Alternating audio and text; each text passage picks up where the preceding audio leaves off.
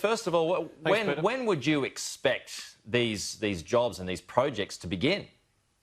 Straight away, absolutely straight away. And I made sure that I contacted each and every of the ministers right throughout the state. Our transport, our infrastructure ministers have been working well with them through COVID-19.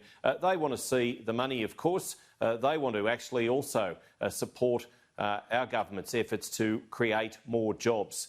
There are so many projects right across the nation, and I call on the states to play their part, to do even a little bit more. And we're going to make sure that this $7.5 billion of new spending, on top of what we were already spending, a record $100 billion over, of course, the 10-year period that for existing projects and for new projects. We get them built, we get those workers on site, and it also benefits right throughout those local economies. It means that we're backing people's jobs, we're backing people's livelihoods.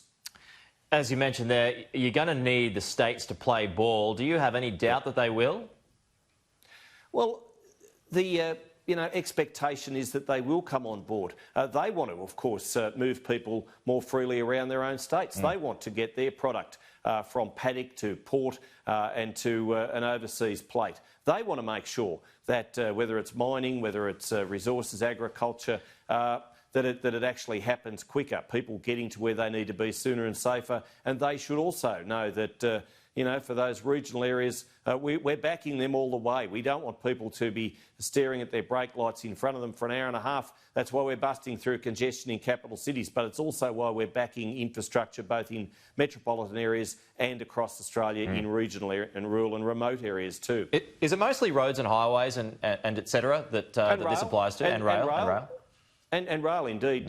Shepparton Rail, Warn Ponds Rail in Victoria. I know that the Inland Rail is continuing at a pace. It's been one of the big job creators through COVID-19. We're investing heavily in rail. We're investing in airport infrastructure. We're investing right across the economy in infrastructure, because it's not just the high-vis worker on site. It's that little cafe that's selling the egg and bacon roll nearby. It's the motel accommodation that's filled up because of people working on site. They're the ones we're backing. We don't want to leave any Australian behind, Peter. OK. Josh Frydenberg says the budget tomorrow is based on the fact that there will be, or the presumption that there will be, a vaccine by the early part of next year. Are you that confident?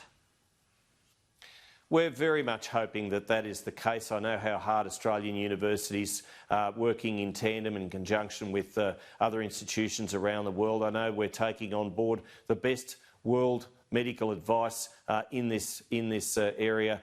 We need a vaccine, and when it does become available, hopefully in the first part of next year, it will be freely available and accessible to each and every Australian and indeed our Pacific friends. If it doesn't come that early, though, does that throw out the numbers?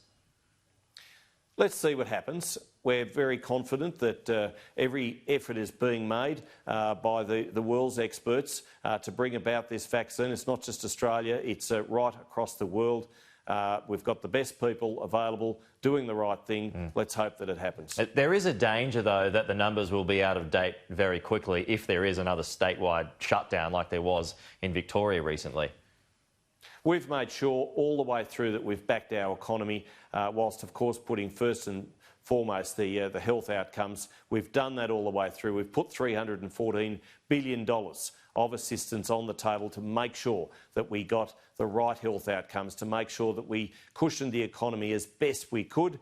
We've done very well so far. Our debt to GDP ratio is the envy of many countries throughout the world. But of course there's more to be done, and tomorrow's budget is going to be a jobs and infrastructure budget, and I look forward to it.